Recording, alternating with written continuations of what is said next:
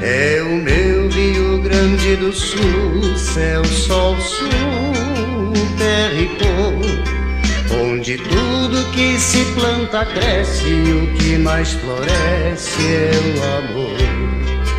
É o meu Rio Grande do Sul, céu, sol, sul, terra e cor, onde tudo que se planta cresce e o que mais floresce é o amor. Quero cumprimentar a todos nesse momento especial de celebração, no momento em que eu saúdo as autoridades na mesa que foram nominadas pelo protocolo. Queremos dizer que estamos honrados por ser recebidos aqui na nossa querida cidade de Passo Fundo. Passo Fundo é a nossa metrópole regional. Eu sou ali de Carazinho, então a relação de Carazinho com Passo Fundo ela é uma relação muito importante, não somente nos aspectos de comércio, conhecimento, mas desde os tempos do Atlético de Carazinho, o Gaúcho de Passo Fundo. Então é uma certa, às vezes nem sempre a afinidade, mas é muito importante. Então quero dizer que nós temos muito carinho, muito respeito e muita admiração por Passo Fundo, e dizer que é uma cidade que representa muito para nós. Ao receber aqui mais uma edição das Jornadas Brasileiras de Relações do Trabalho, as jornadas ela vem com o objetivo de desmistificar o conteúdo ideológico e político que se formou em torno da legislação, no sentido de trazer o conhecimento através da manifestação técnica de magistrados, ministros do TST. Trouxemos aqui, Passo Fundo hoje tem o privilégio de receber um dos nomes mais importantes em termos de conhecimento do direito do trabalho, como é o caso do ministro Alexandre Belmonte Agra, o qual nos honra muito com a sua presença, o desembargador Amauri, que também é presidente da Conamatra. Então são nomes que trazem o seu conhecimento e engrandece e potencializa muito os objetivos das jornadas. Obrigado a todos, que Deus abençoe Passo Fundo, Deus abençoe o Rio Grande do Sul, Deus abençoe o Brasil. Obrigado.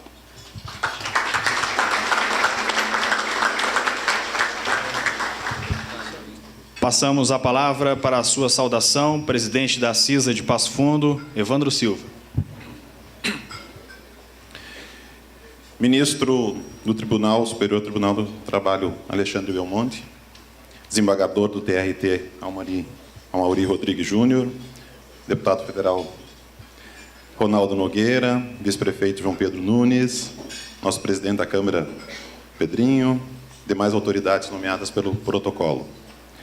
A CISA, deputado Ronaldo Nogueira, apoiadora deste importante evento na cidade de Passo Fundo, evento este que integra as Jornadas Brasileiras de Relações de Trabalho, acolhe nossos visitantes, a todos os presentes. Deputado, a modernização trabalhista sempre foi um pleito dos empresários dos mais diferentes setores da produção, seja do comércio, indústria, dos serviços ou do agronegócio. As relações capital-trabalho precisavam e ainda precisam estar adequadas ao tempo célere das modificações da vida em sociedade.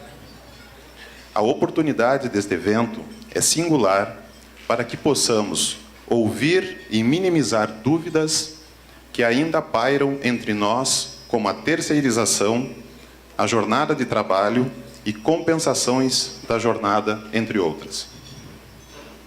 Não é possível que, em tempos de hoje, onde o advogado é indispensável na propositura das ações, que se admita a hipossuficiência do trabalhador como cláusula absoluta. Não se pode admitir que órgãos fiscalizadores, como o Ministério do Trabalho e Emprego, não se coadunem com os entendimentos jurisprudenciais das cortes julgadoras e tenham caminhos paralelos com as interpretações divergentes. Um dos grandes temores dos empresários, e a CISA precisa, fazer uso da palavra para sair em defesa das empresas é o passivo trabalhista, que pode surgir mesmo quando cumprindo as normas legais. É preciso a segurança jurídica na aplicação das normas. É por isso, deputado, que esse evento torna-se ainda mais importante. É louvável sua atitude, deputado Ronaldo Nogueira, em prol de um tema tão importante para o desenvolvimento do nosso país. Muito obrigado.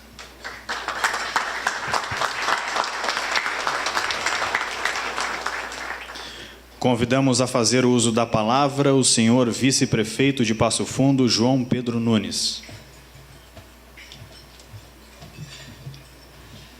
Bom dia caloroso a todos os senhores e senhoras, juntamente com a Câmara de Vereadores, vereador Pedro Danelli e demais vereadores que se encontram neste momento cidadão. Quero abraçar os nossos convidados, juntamente com a CISA, com o Sandro, com as instituições organizadas da cidade, que aqui vimos muitas lideranças representativas, meu ministro Ronaldo, que vê da importância do tema na sociedade brasileira, que é as relações do trabalho. Ao nosso ministro, Passo Fundo fica muito feliz em recebê-los, porque a caminhada democrática se constrói com a cidadania, com a participação, e também com a informação e com a formação.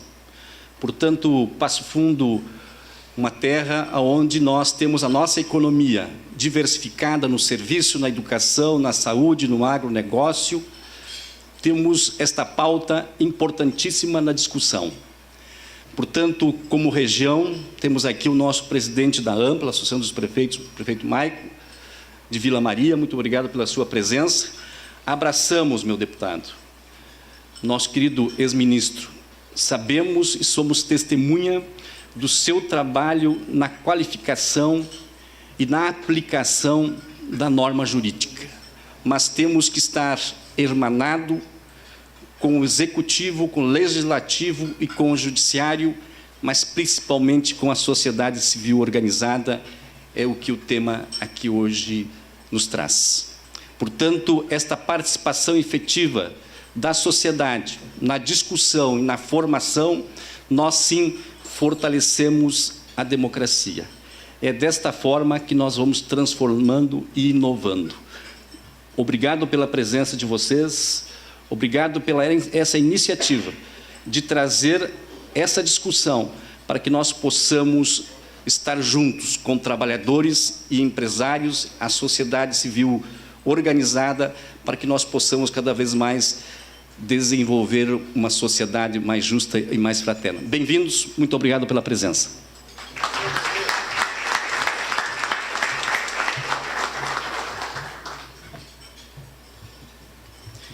Convidamos o senhor presidente do Conselho Nacional das Escolas da Magistratura do Trabalho, CONEMATRA, desembargador Amaury Rodrigues Júnior, para suas palavras de saudação.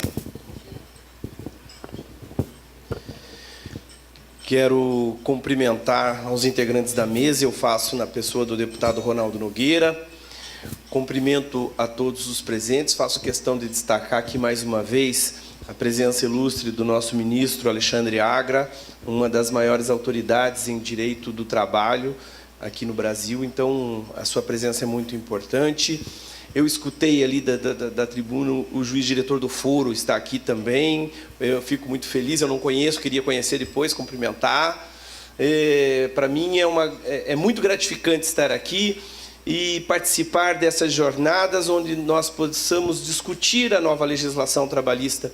É um mérito muito grande e um privilégio muito grande para mim, e eu penso que tanto o deputado Ronaldo está de parabéns por promover essas jornadas brasileiras, realizar essas jornadas brasileiras, como o povo de Passo Fundo também por ter a oportunidade de agora trocar uma ideia e conhecer melhor os aspectos jurídicos inerentes à nova reforma trabalhista. Parabéns a todos vocês e agradeço a oportunidade de estar aqui para tratar desse tema com todos. Obrigado.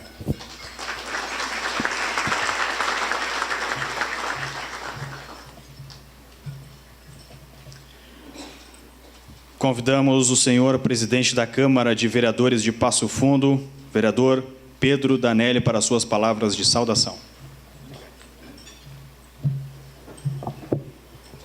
Bom, gente, quero cumprimentar a todos, em nome do deputado Nogueira, saudar a mesa, todas as autoridades já foram denominadas. Apenas dizer aos senhores e senhoras que nós estamos muito contentes, a Câmara de Vereadores, vejo aqui também o vereador Márcio Patucci, de receber esse evento em Passo Fundo. Acho que estava na hora de ter essa iniciativa, de fazer alguma coisa para que o nosso país pudesse desenvolver na questão aí de geração de emprego, questão trabalhista, questão do trabalho.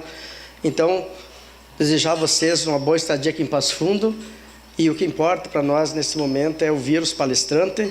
Então, a Câmara de Vereadores está presente também para prestigiar e também para aprender alguma coisa. Então, bom palestra a todos e vamos assistir nossos palestrantes. Essa é a mensagem da Câmara de Vereadores. Muito obrigado.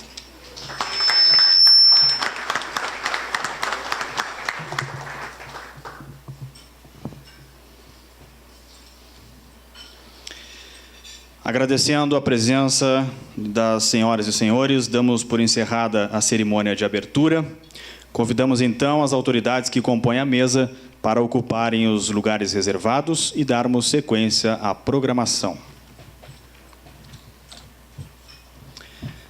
Apenas um pequeno lembrete a todos: as fichas de avaliação, no qual vocês já estão em mãos, podem entregar no final do evento, assim como os certificados também serão entregues no final deste evento.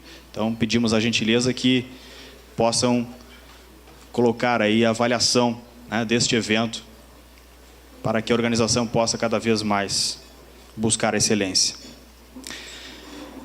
Iniciamos as palestras com o diálogo A Ferramenta da Democracia, Perspectivas Políticas da Modernização, a ser proferida pelo senhor deputado federal Ronaldo Nogueira.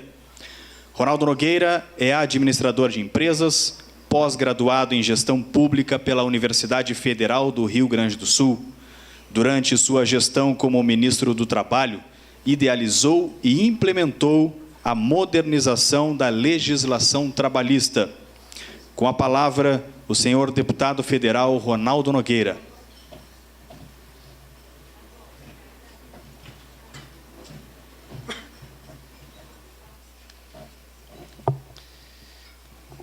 Muito bem. Eu perdi o meu pai, eu tinha 6 anos de idade. E quando eu fiz 12 anos, a minha mãe comprou uma máquina de cortar grama e uma tesoura de cortar grama numa loja ali em Carazinho chamada Belaux. E de manhã eu ia na escola, de tarde eu ia cortar grama nas casas. E minha mãe, eu sou da 3ª geração de crentes da Assembleia de Deus, meus pais eram da Assembleia de Deus, meus avós eram da Assembleia de Deus, e eu sou da Assembleia de Deus. E aos domingos de manhã, minha mãe fazia eu ir nas escolas bíblicas dominical, onde eu aprendi os princípios e valores que norteiam a minha vida até hoje. Tive meu primeiro emprego em Carazinho, numa empresa chamada Augustin, onde, com 16 anos, eu tive a minha carteira assinada, e depois em Carazinho eu tive 4 mandatos de vereadores, e hoje estou no 2º mandato de deputado federal. Os senhores sabem que quando eu fui convidado para assumir o Ministério do Trabalho, o Brasil vivia numa realidade em que, pese que nós somos uma nação, que somos a 5ª maior extensão territorial do mundo. O Brasil é um país que tem a capacidade de produção de riquezas pelo seu potencial, não somente no que diz respeito às suas riquezas naturais, a nossa extensão, a nossa costa marítima, a riqueza da nossa flora, da nossa fauna, a estabilidade do nosso clima, a estabilidade do nosso solo. Somos mais de 200 milhões de brasileiros, um povo maravilhoso, a unidade da nossa língua, um povo pacífico. O Brasil é um país onde o judeu viaja no mesmo carro com o muçulmano, o ateu senta na mesma mesa com o crente. É um país de respeito, um país pacífico, um país empreendedor. Então, não era possível a realidade de nós termos, com todo esse potencial, 60 milhões de pessoas sem uma atividade econômica. 45 milhões de pessoas trabalhando na informalidade sem nenhuma proteção de direitos. Desde dezembro de 2014, o Brasil vinha perdendo uma média de 100 mil postos de trabalho por mês. Chegou no final de 2015, o Brasil tinha perdido 1,5 milhão de empregos. No final de 2016, o Brasil tinha perdido 1.250.000 empregos. Em 2 anos, foram quase 3 milhões de empregos fechados no Brasil. Empresários mudando as suas empresas para o Paraguai. Eu visitei alguns empresários aqui na região da Serra, pedindo para eles aguardarem que nós haveríamos de fazer o enfrentamento necessário para promovermos a modernização da legislação trabalhista. Legislação trabalhista que foi concebida na década de 20, foi consolidada na década de 40. Nós estamos no ano de 2018, não era possível nós continuarmos com a cabeça no século XIX e com os pés no século XXI. Nós precisaríamos fazer uma conversa com trabalhador empregador e trabalhador empregado, para que nós pudéssemos construir um texto de consenso para trazer segurança jurídica. Porque aquela conversa de divisão de classes, de burguês e proletário, para o século XXI isso não serve mais. No século XXI nós temos 4 atores no mundo do trabalho. Nós temos o capitalista, aquele que detém os ativos do capital. Nós temos o empreendedor, aquele que sonha, aquele que pensa, aquele que se arrisca, o que os senhores são, aquele que gera empregos. E nós temos o trabalhador, aquele que detém o conhecimento, que pela expertise, a técnica da sua mão faz as coisas se transformarem. O antigo ourives, o antigo ferreiro, o antigo pedreiro. E temos o governo, que entra com a regulação e a arrecadação. Então não dava para nós desconhecermos essa realidade, porque uma nação, ela se estabelece sobre 3 pilares fundamentais. Segurança nacional, que se dá pela robustez das Forças Armadas, definição de competência das polícias internas através do seu aparelhamento, e segurança monetária pela sanidade da moeda, e segurança jurídica pela fidelidade dos contratos. Então, segurança nacional, segurança monetária e segurança jurídica. E nas relações do trabalho não existia segurança jurídica. A nossa justiça do trabalho tinha dificuldade no que diz respeito, e eu defendo o fortalecimento da nossa justiça do trabalho, porque um país imenso como o nosso Brasil, nós precisamos manter o nosso capital de conhecimento e técnico, uma justiça especializada para pacificar essas relações. Agora, se o magistrado não tem uma lei clara, que lhe dê o norte para que ele possa julgar as coisas, como que o magistrado poderá se manifestar muitas vezes sobre um litígio? E o empreendedor ficava com dificuldade, ficava com medo, sem poder planificar qual seria o montante de, no futuro, uma sentença judicial. E pelo que me parece, um acordo coletivo de trabalho, por exemplo, do setor de saúde, o cumprimento da jornada 12/36, aonde eu conheço um hospital aqui na região metropolitana que tem uma ação trabalhista de R$1.250.000 por causa do cumprimento da jornada 12/36. Eu me parece que quem tem mestrado não pode ser tratado como hipossuficiente numa hora dessas. Então nós precisaríamos dar para a nossa magistratura uma legislação com maior clareza que o facilite a aplicação da lei no que diz respeito para promover a justiça. Então, logo nós iniciamos conversando com trabalhador empregador e trabalhador empregado. E nós chegamos à conclusão que ambos falavam a mesma coisa, só que de forma diferente.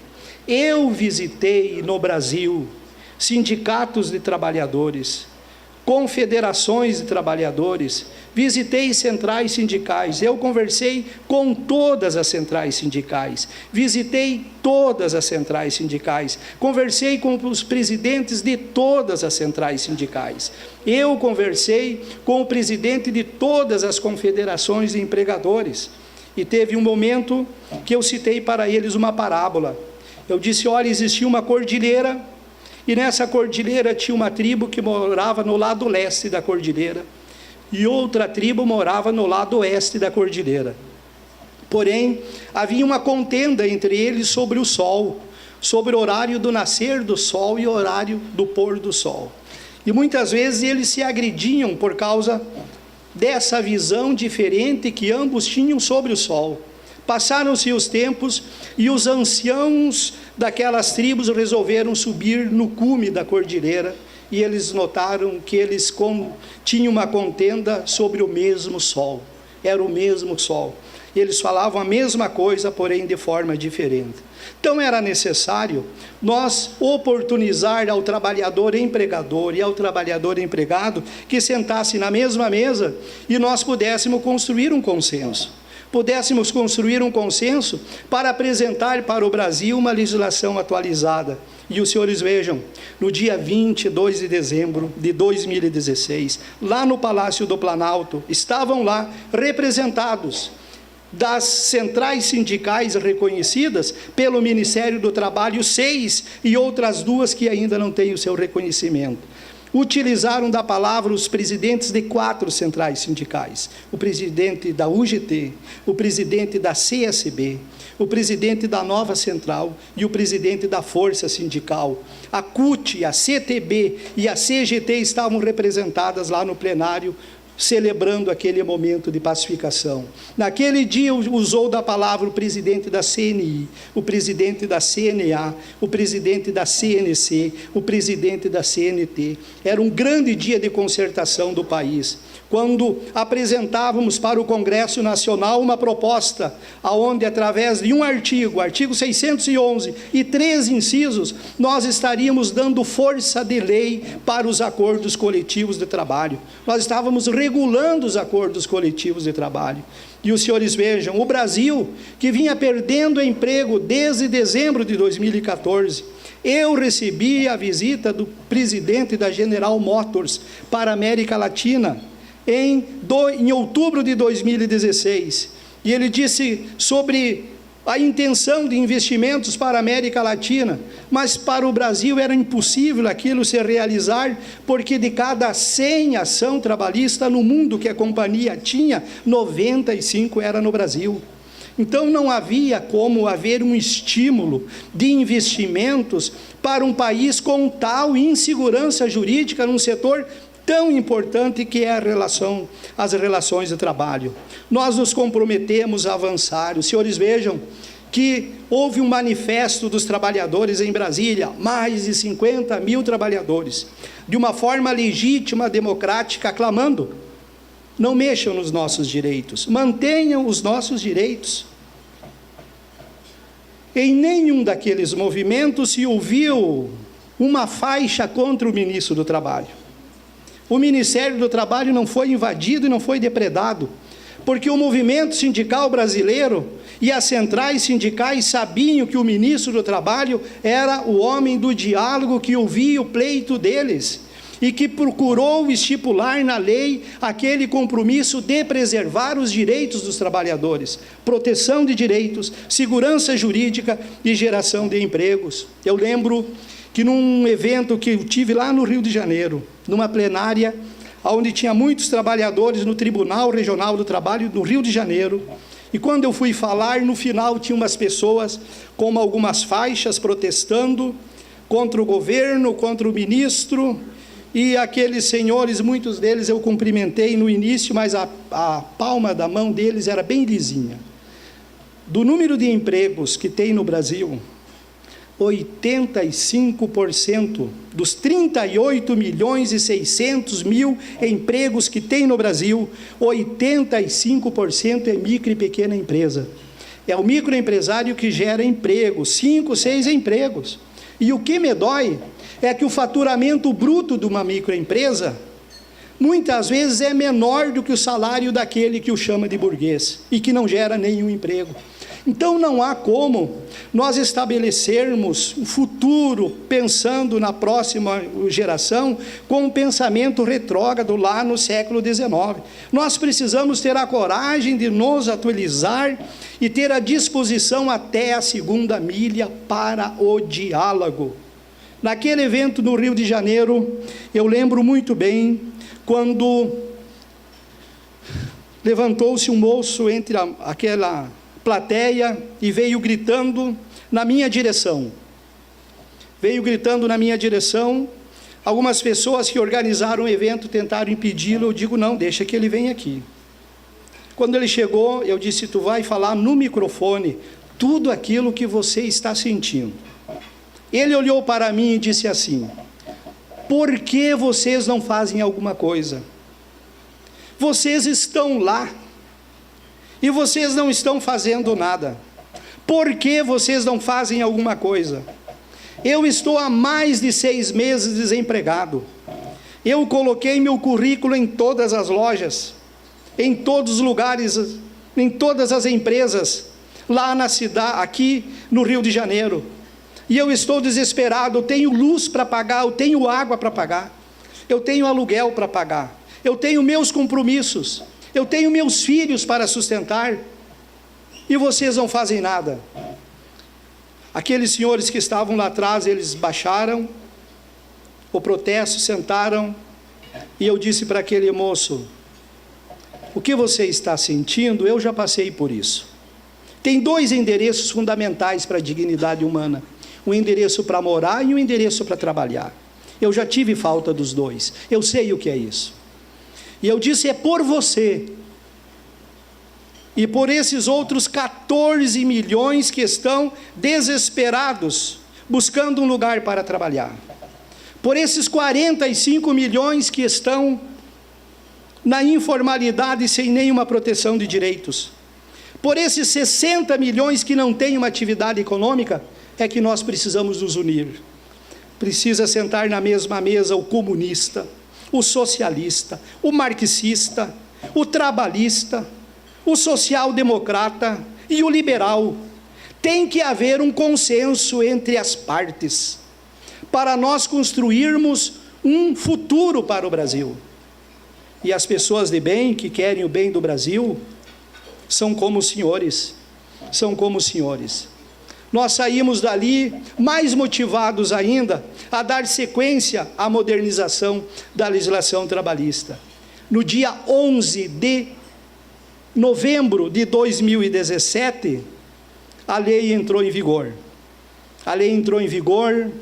E o vice-presidente mundial da Mitsubishi disse, o Brasil se tornou no melhor ambiente de negócios para a América Latina.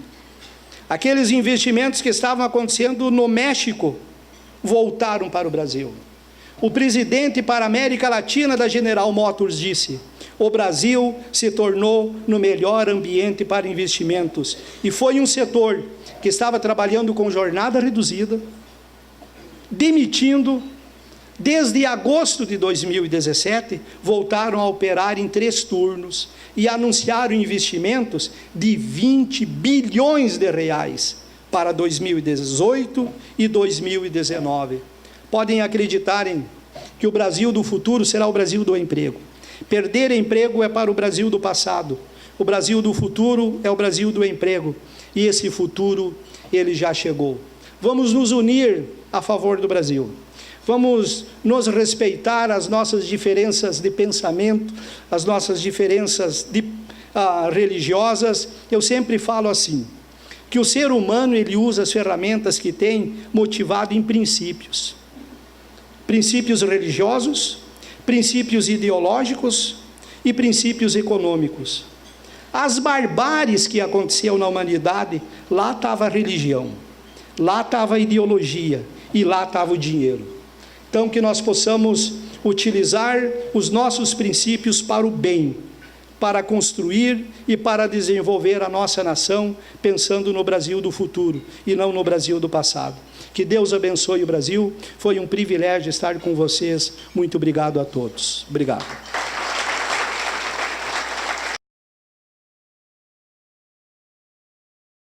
Já os cumprimentei no início dos trabalhos de hoje, então agora só renovo meus cumprimentos e o meu agradecimento por estar aqui presente. Quero começar tecendo uma consideração que sempre faço quando trato dessas questões ligadas à sociedade e ao aspecto jurídico. A sociedade, ela tem, os movimentos sociais, ela tem uma natureza pendular, porque há forças, há interesses que são conflitantes, né? No caso trabalhista, não é só no caso trabalhista isso, mas no caso trabalhista nós temos os interesses dos trabalhadores e os interesses empresariais. É indiscutível que há uma divergência de interesses aqui. Pois bem, a sociedade, ela sempre faz esse movimento pendular, de um lado para o outro. E nós podemos exemplificar com o início do século XX, onde não havia qualquer regulação protetiva do trabalhador.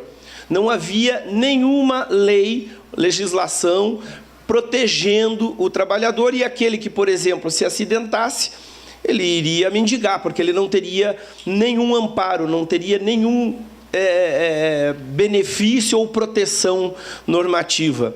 E, em função disso, criou-se a Previdência Social como um fator de proteção e, no início do século XX, consolidado em 1943, a consolidação das leis do trabalho, procurando um ordenamento protetivo de um trabalhador tido por hipossuficiente. Vejam, foi um movimento social destinado a proteger uma classe.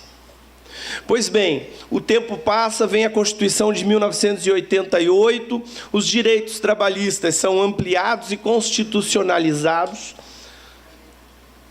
e chega um momento em que, muitas vezes, o excesso de proteção gera um desequilíbrio.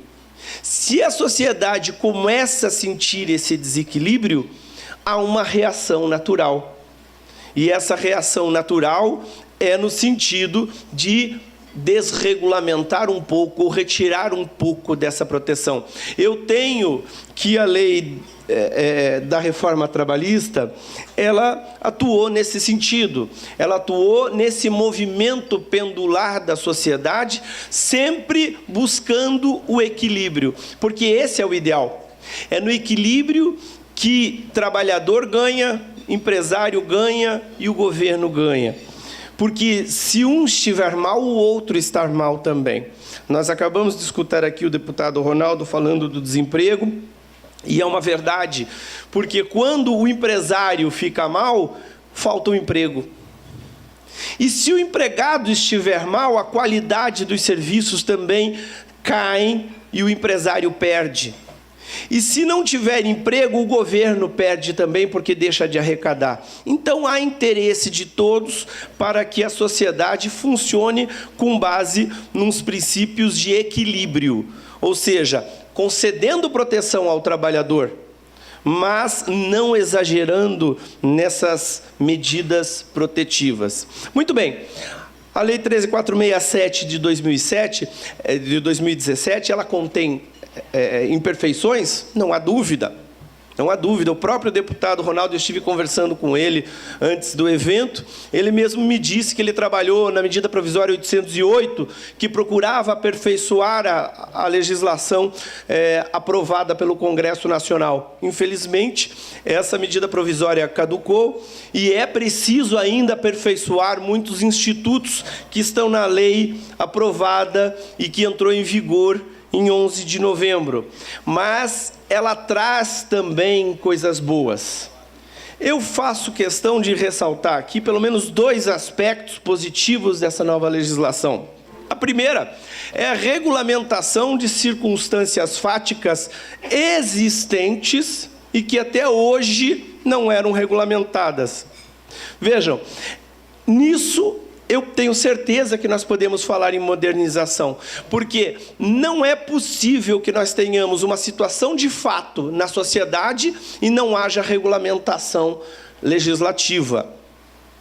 É o caso do trabalho intermitente.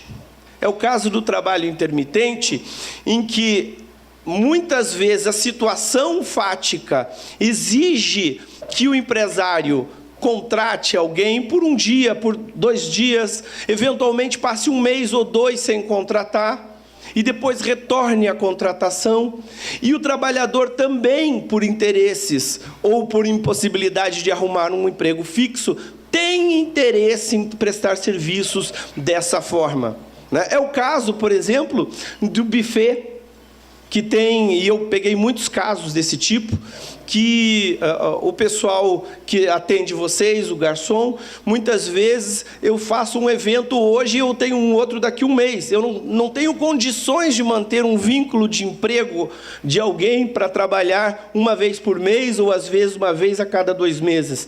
E essa situação pré-existia a lei trabalhista. Isso acontecia antes, né? Então eu contratava, eu vou fazer um evento, eu contrato aqueles trabalhadores para prestar serviços naquele dia, pago por aquele dia,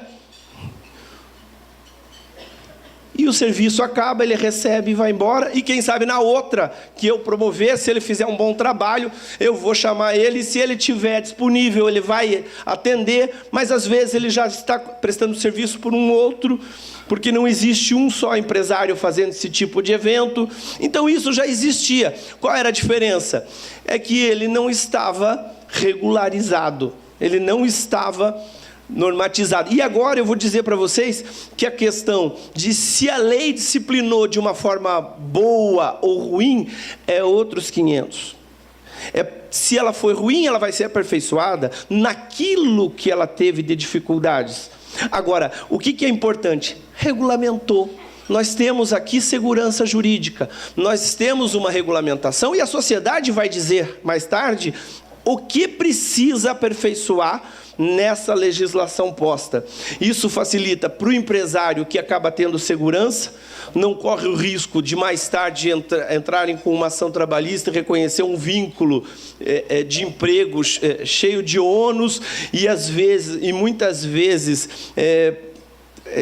discutindo a questão da continuidade da relação de emprego, e para o trabalhador também, ele passa a ter proteção previdenciária, ele passa a ter proteção jurídica decorrente da anotação da sua carteira. Então, é um fator benéfico a regulamentação. E a questão de como ela foi regulamentada é algo que nós vamos experimentar, e aos poucos o próprio Poder Judiciário vai tratar essa questão. E nesse ponto, eu digo a vocês que o juiz não tem que ter posição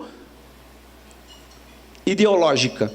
Aqui não cabe ao Poder Judiciário atuar ideologicamente. O juiz não tem que gostar ou deixar de gostar da lei. Ele tem que aplicar a lei à luz da Constituição. Então, se ele entender que determinada norma não é harmônica com a Constituição, ele vai dizer isso. Agora, ele não vai dizer, olha, essa lei aqui não é legal, não é... porque ele não pode. Não é a sua competência. Não é essa a finalidade a competência da magistratura. O juiz assume o compromisso de aplicar a lei e, principalmente, a lei maior, a Constituição da República. Outra questão que foi regulamentada, absolutamente moderna e que precisava ser regulamentada, é o teletrabalho. Nós temos aqui situações, e o próprio Poder Judiciário trabalha muito com o teletrabalho, né? Às vezes é mais fácil o trabalhador desenvolver seu serviço lá no computador, em casa, sem precisar de deslocamento. Muitas vezes o deslocamento leva tempo, né? Então, o teletrabalho é uma realidade. Não foi inventada pela Lei 13.467. Ela é uma realidade. A Lei 13.467 apenas o regulamentou. Um outro aspecto positivo que eu faço questão de destacar. Vejam, a legislação trabalhista, ela é protetiva, ela tem que ser protetiva. Esse é o objetivo da legislação. Agora, a proteção, ela tem que variar de acordo com a necessidade do trabalhador. Eu não posso aplicar o mesmo critério para aquele que é semi-alfabetizado, ou não tem nenhuma alfabetização, ou não sabe nem o que está acontecendo, daquele autoempregado que tem poder negocial que tem conhecimento, muitas vezes conhecimento jurídico. Nós temos muitas ações de advogados contra, por exemplo, o escritório de advocacia. Então, nós não podemos tratar de forma igual. Só que o juiz tinha que aplicar, porque a lei era absolutamente uniforme. A legislação era absolutamente igual, e aquilo que valia para João, valia para José também. Mesmo que o João fosse analfabeto e o José tivesse poder negocial e soubesse tudo em relação às regras trabalhistas. Não é justo, não é equânime. Então, esse é um outro aspecto muito interessante e que reconheceu uma verdade, uma realidade fática. Por outro lado, nós temos a questão da possibilidade de rescindir um contrato de trabalho por acordo. Vejam que todos conhecem, todos sabem, muitas vezes o empregado quer ser mandado embora para receber o fundo de garantia, para receber... E o empregador não tem esse interesse, mas ele não quer também simplesmente deixar o empregado sem aquilo que ele quer naquele momento. E muitas vezes havia muitas vezes uma simulação de rescisão, e o empregado devolvia o aviso prévio, devolvia a multa do FGTS, havia insegurança jurídica. O empregador, querendo colaborar com a intenção do trabalhador, ele se sujeitava a uma posterior ação trabalhista, quem sabe reclamando a legalidade daquela ação, porque ele dependia também do trabalhador, da honestidade do trabalhador, da certeza do trabalhador. Hoje não, hoje é uma previsão legal que permite a rescisão contratual por acordo e estabelece a regulamentação dessa rescisão. Então, são aspectos muito positivos e que eu digo, e já disse para o deputado, trouxe para o mundo do direito a realidade fática do dia a dia e que é inegável, e que nós não podemos negar. Agora, a questão da forma como ela é regulamentada, ela com certeza é o pontapé inicial para uma modernização completa, mas desde já ela traz realmente segurança jurídica. Nesse particular, não há dúvida. E como eu disse para vocês, e eu não vou deixar de abordar, existem aspectos que merecem aperfeiçoamento. Existem. Por exemplo, a questão da gestante e o trabalho insalubre. A gestante, a lactante e o trabalho insalubre é algo que, inclusive, foi trabalhado na medida provisória 808, que caducou, porque não é possível. Aliás, o médico, para começar, já não vai dar um atestado dizendo que ela pode trabalhar em local insalubre durante a gravidez ou durante a lactação. Então, essa é uma questão que precisa ser disciplinada. Outro aspecto que precisa, que é importante, é a questão da contribuição sindical, que hoje foi confirmada no Supremo Tribunal Federal, a previsão de não contribuição obrigatória. O Supremo Tribunal acabou de manter a legislação nova, mas qual que é o problema dessa questão? A contribuição obrigatória associada com unicidade sindical empodera o sindicato, mas lhe tira o recurso financeiro. Esse é um problema sério, porque a ausência da contribuição obrigatória só seria importante e benéfica se houvesse pluralidade de sindicatos, porque daí aquele sindicato que melhor negociasse, que melhor representasse o trabalhador, seria aquele que teria mais sindicalizados. Porque hoje em dia o sindicato acaba não recebendo agora nenhuma... Antes recebia contribuição de todos, e às vezes não fazia nada. Hoje ele vai receber contribuição só de alguns, mas o que ele negociava ali para todo mundo. Então, se eu vou ganhar, mesmo sem contribuir, o que eu faço? Há um problema, e eu já destaquei isso em relação a essa questão da contribuição sindical, e é algo que vai ser trabalhado sem dúvida. E só para concluir agora, a questão dos danos extrapatrimoniais, perfeita a regulamentação, porque a quantificação de danos é algo muito importante. Nós temos aqui o ministro Alexandre, que tem uma obra a respeito da quantificação dos danos extrapatrimoniais, mas a legislação trabalhista vinculou isso ao salário. E esse é um problema, Por quê? Porque a partir daí a minha dignidade vale pelo quanto eu ganho. Isso não é possível. A quantificação tem que ser padronizada, porque tanto o gerente geral quanto o mais baixo daqueles subordinados da cadeia hierárquica e remuneratória, ofendido na sua dignidade, eles têm o mesmo direito. Então, não há possibilidade de estabelecer quantificação lastreada simplesmente no salário de cada um. E esse fato também foi trabalhado na medida provisória 808. Infelizmente caducou, mas é preciso fazer esse trabalho, e o deputado, inclusive, já me adiantou que vai trabalhar nesse sentido na regulamentação que aperfeiçoa a legislação trabalhista aprovada em 2017. Muito bem.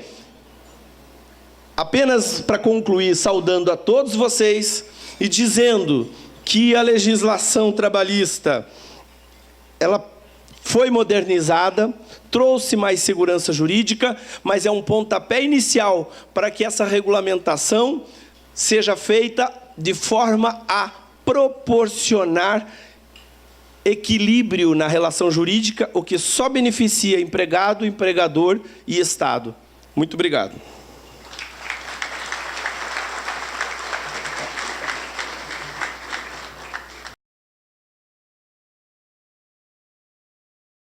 Inicio agradecendo o convite para participar das jornadas brasileiras. Saúdo, na oportunidade, o deputado Ronaldo Nogueira, mentor e negociador da reforma trabalhista, agradecendo as gentis palavras que me foram dirigidas. Saúdo as demais autoridades, nas pessoas do desembargador Amaury, reconhecido jurista, como se pode perceber pela sua fala, e também do juiz Marcelo, diretor do Foro Trabalhista aqui presente. Saúdo o vice-prefeito, João Pedro Nunes, em nome de quem cumprimento as autoridades legislativas, executivas e econômicas, e empresariais aqui presentes, bem como a hospitaleira população de Passo Fundo. Parabenizo a iniciativa de promoção das jornadas, a fim de que, sem qualquer ideologia e de forma isenta, possam ser apresentadas ou divulgadas à sociedade as mudanças trazidas pela reforma. Como jurista e acadêmico, eu sempre irei criticar as políticas públicas e os pontos da reforma que considero inconvenientes à valorização do trabalho, a dignidade da pessoa humana e também a justiça social. Mas sempre elogiarei, e aqui reafirmo, aqueles pontos da reforma que, no meu entender, colocam o Brasil alinhado às transformações sociais e econômicas. O desemprego crescente demandou do Parlamento uma intervenção na busca da absorção da mão de obra, então, desempregada. O resultado foi o projeto de reforma trabalhista composto de duas leis. A Lei 13.429, de março de 2017, e a Lei 13.467, de julho de 2017, que entrou em vigor em 11 de novembro de 2017. Essa reforma, composta dessas duas leis, foi complementada, então, com a medida provisória número 808, também de novembro de 2017, mas que, infelizmente, caducou, infelizmente porque ela aperfeiçoava pontos da reforma que eram inconvenientes. A Lei 13.429, de março de 2017, ela flexibilizou o trabalho temporário, tanto no tocante ao tempo de duração desse trabalho, permitindo, por exemplo, o aproveitamento de gestantes, né, aumentando para 180 dias o tempo de duração desse contrato, permitindo que houvesse contratação de substitutos para lugar de gestantes. E, ao mesmo tempo, regulou a terceirização de serviços. Sobreveio, então, a Lei 13.467, que fez uma ampla reforma tanto na parte material, trabalhista, ou seja, da relação entre empregado e empregador, como também da parte processual de tramitação dos processos. E no bojo dessa Lei 13.467 veio uma ampliação da terceirização, fazendo com que ela não ficasse mais restrita à terceirização de serviços, mas também pudesse alcançar a terceirização da própria atividade fim. De há muito havia necessidade de reforma da CLT, como já foi aqui apontado.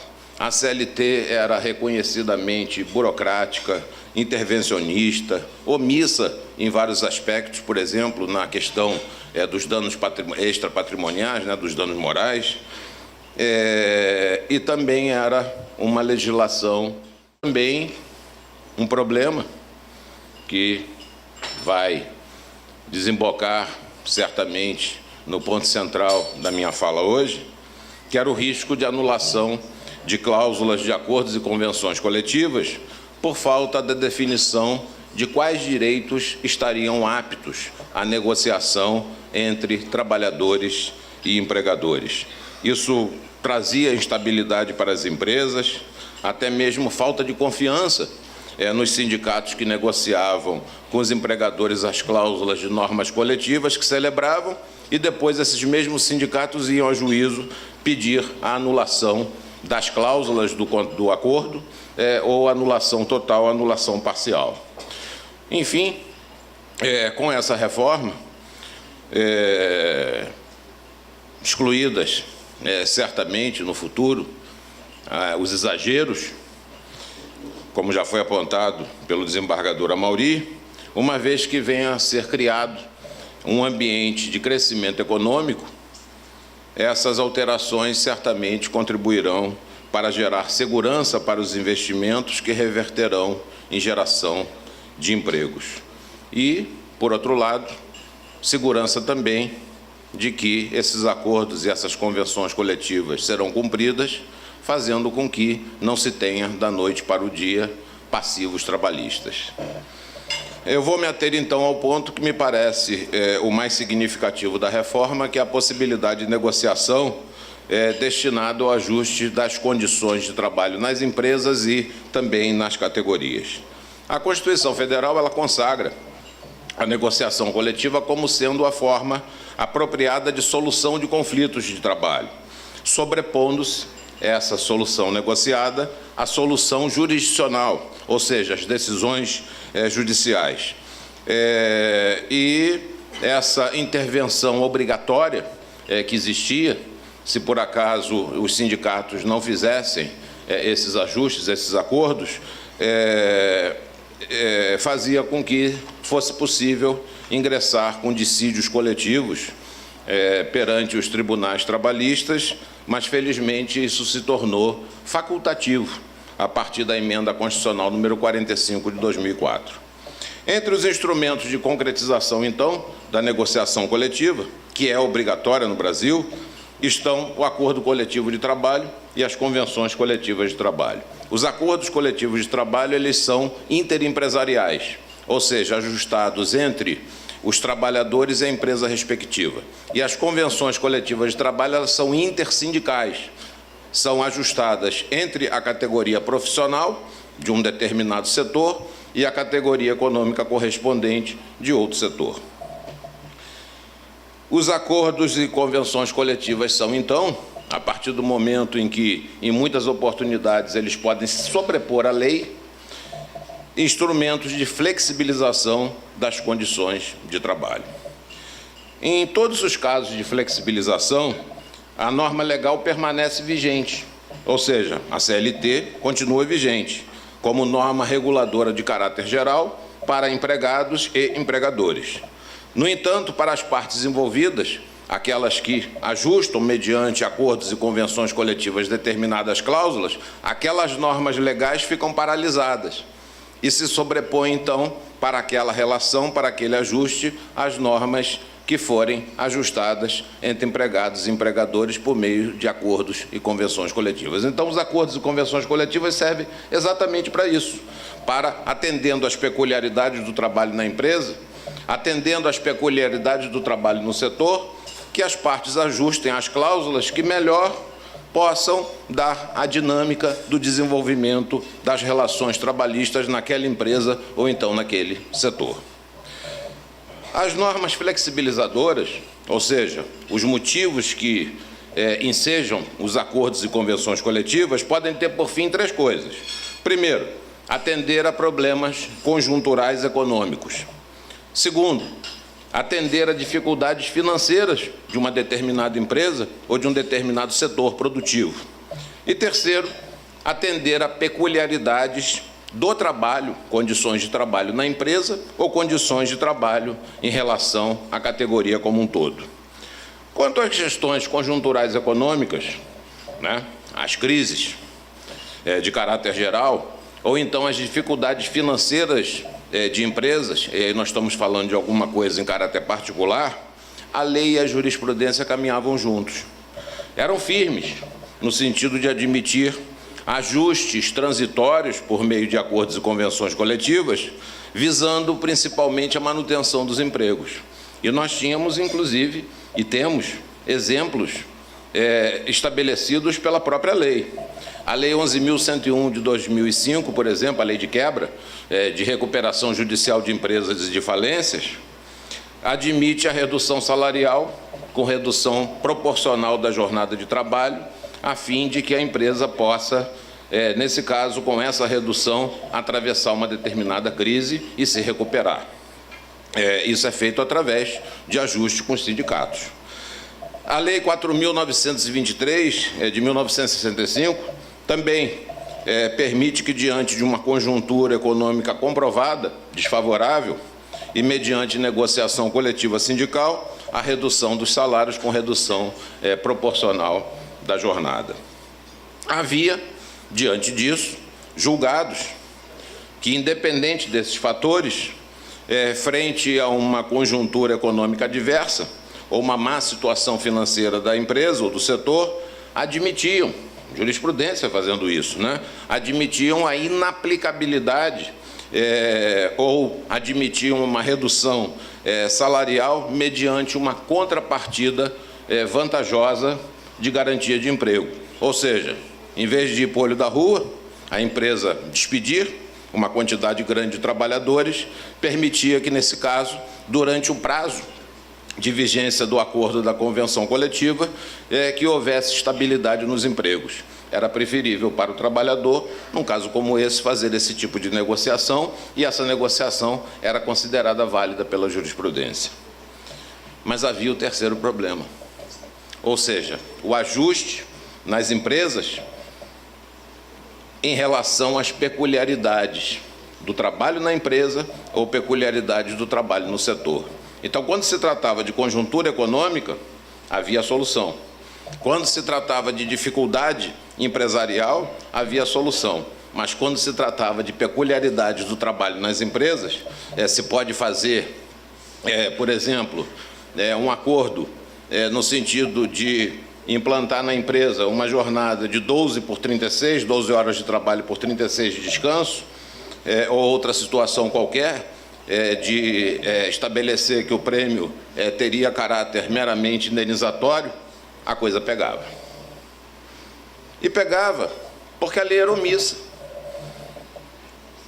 Então, nós tínhamos, na doutrina, diante disso, inúmeras posições diferentes. Posições no sentido de que se a Constituição permitia a redução de salário diante de determinadas condições e permitia também aumento de jornada com compensação, nesse caso permitia tudo. Havia quem entendesse que a Constituição só permitia nesses casos, então em todas as outras hipóteses não permitia nada. Havia quem entendesse que, e eram doutrinadores de monta, que ressalvadas as normas de saúde e segurança do trabalho, nada mais, ou seja, ressalvadas essas, tudo poderia ser negociado. E ia por aí afora. Eram pelo menos 4 posições diferentes doutrinárias e, evidentemente, essas posições doutrinárias acabavam se refletindo na jurisprudência, ou seja, nas decisões da Justiça do Trabalho. E, pior ainda, A cláusula que era considerada prejudicial pela Justiça do Trabalho, por essa falta de definição do legislador, por essa omissão do legislador, se fosse considerada prejudicial, essa cláusula era anulada. E aí nós tínhamos a seguinte situação: anulando a cláusula, e não o acordo coletivo, a convenção coletiva por inteiro, o trabalhador ficava com os melhores dos mundos, porque ele não precisava dar a contrapartida. E a empresa ficava com o pior dos mundos. Ou seja, ela dava o benefício, mas não tinha em troca nada, porque aquele ajuste de contrapartida havia sido anulado pelo Poder Judiciário. Então, as decisões do Poder Judiciário eram errantes, cada hora num determinado sentido, que podia beneficiar o trabalhador como podia beneficiar o empregador, diga-se de passagem. Era por conta da omissão. Eu apresento aqui uma súmula do TST que beneficia claramente o empregador e que era fruto dessa jurisprudência errante. Por exemplo, nos turnos ininterruptos de revezamento, como o sujeito num dia trabalha de manhã, no outro de tarde, no outro de noite, no outro de madrugada, e não pode programar a vida dele, vai fazer uma faculdade como? Né? Como ele não pode programar a vida dele, o que fez a Constituição? Determinou que, nesses casos, a jornada de trabalho dele seria de 6 horas apenas, a fim de que ele ficasse menos tempo exposto a essas condições adversas. O que fez o TST? O TST passou a admitir a prorrogação dessa jornada, ou seja, que o sujeito trabalhasse, em vez de 6 horas, 8 horas, desde que tivesse 1 hora diária de descanso. Resultado disso: 6 horas de trabalho vezes 4 turnos dá 24 horas. 3 horas de trabalho, perdão, 8 horas de trabalho vezes 3 turnos dá também 24 horas. Só que, admitindo essa prorrogação, a gente coloca milhares de trabalhadores no olho da rua, porque só precisa de 3 turnos, então não precisa dos trabalhadores que fariam o 4º turno. Então, era tanto para um lado como o outro. Bom, e os mesmos sindicatos que participavam da celebração dos acordos e convenções coletivas, depois eles iam ao judiciário, substituindo os trabalhadores, e buscavam a nulificação das cláusulas coletivas por ele mesmo, por esses mesmos sindicatos negociados. E eles diziam o seguinte: não, mudou a diretoria. A diretoria anterior pensava assim, a nova pensa uma coisa diferente. Bom, então era preciso diferenciar os direitos que as partes podiam dispor, ou seja, estabelecer claramente na lei isso, e os direitos que seriam indisponíveis para efeito de negociação, ou seja, para efeito de ingresso em acordos e convenções coletivas.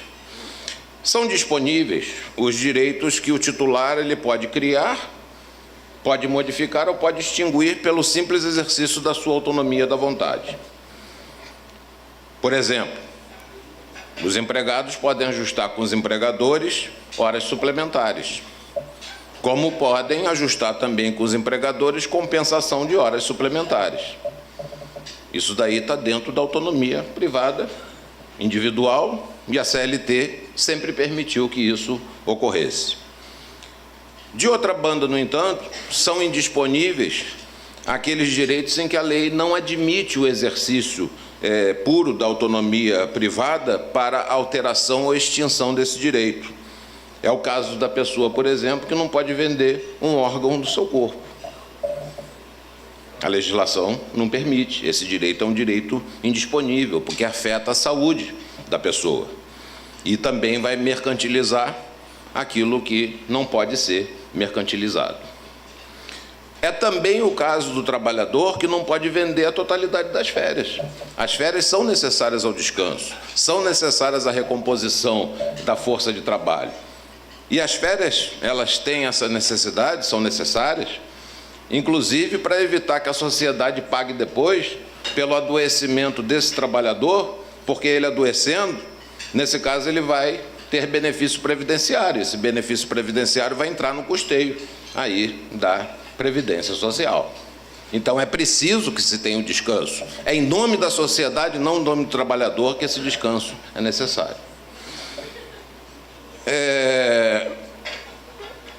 Nas relações individuais entre empregado e empregador, a indisponibilidade de direitos é a regra.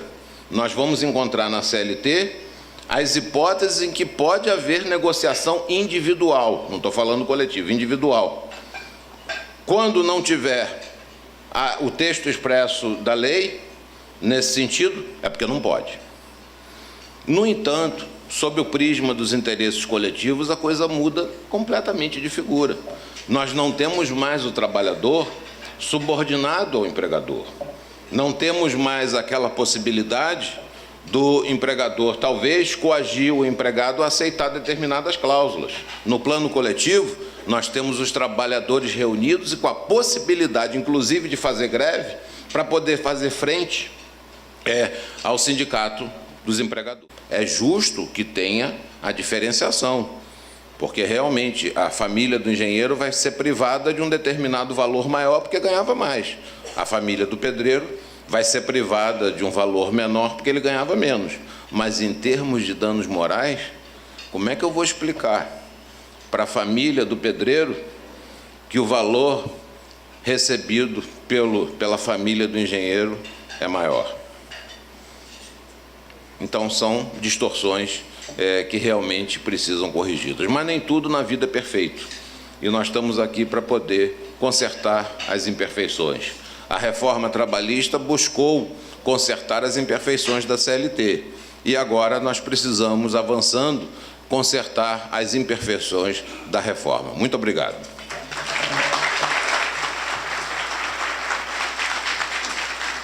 De tudo que se planta cresce, o que mais floresce é o amor. É o meu Rio Grande do Sul, céu, sol, sul, terra e cor, onde tudo que se planta cresce, o que mais floresce